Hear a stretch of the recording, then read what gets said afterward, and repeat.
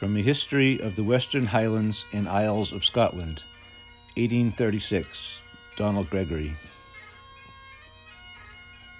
The aged Lord of the Isles now resumed possession of his estates, from which he had been for some time excluded by the unnatural violence of his eldest son, Angus Og.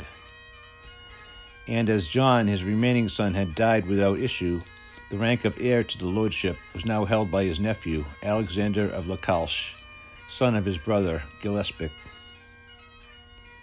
Some accounts say that Lacalche merely acted as guardian for the child Donald Dhu, who still remained a captive at Inchkennel. He, apparently with the consent and approbation of his uncle, who seems now to have retired from active life, placed himself at the head of the vassals of the Isles, and with their assistance endeavored, as it is said, to recover possession of the earldom of Ross.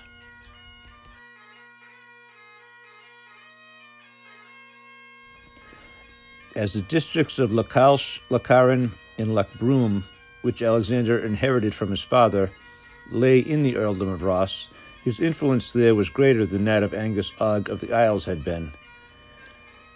Yet the only crown vassal of the earldom who joined him was Hugh Rose, younger of Kilvarroch, whose father at this time was keeper under the Earl of Huntly of the castle of Ardmannach in Ross. In the year 1491, a large body of Western Highlanders, composed of the Clan Ronald of Gawmoran, the Clan Ronald of Lochaber, and the Clan Cameron under Alexander of Lacalche, advanced from Lochaber into Badenoch, where they were joined by the Clan Chattan. The latter tribe, which possessed lands under both the Lord of the Isles and the Earl of Huntly, was led by Farquhar MacIntosh, the son and heir of the captain of Clan Chattan.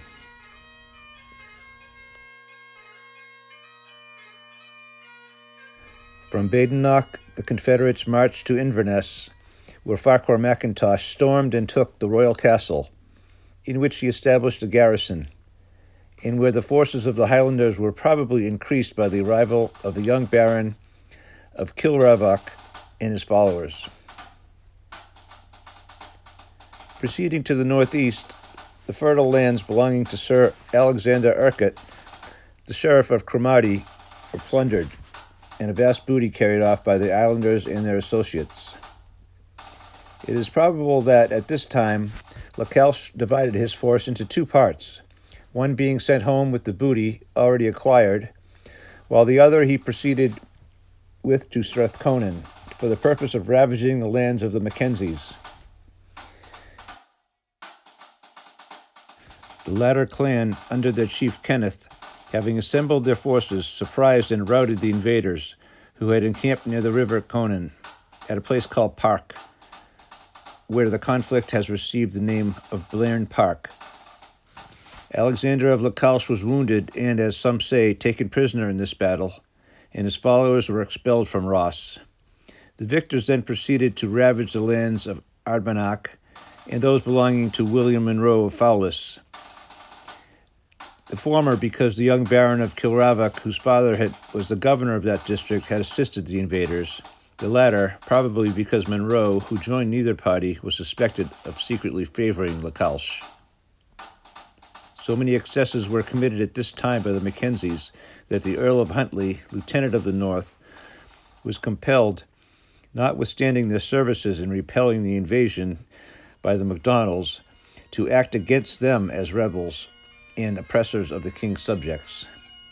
Meanwhile, the origin of these commotions did not escape the investigation of the government, and the result was the final forfeiture of the lordship of the Isles and its annexation to the crown. Hope you enjoyed this, my friends. Touch not. Hello, my friends. We hope you're enjoying MacLean Month on the Touch Not channel. Understanding a little bit about the Clan Chattan and its relationship with Clan MacLean and with the islands. Thank you. Touch not.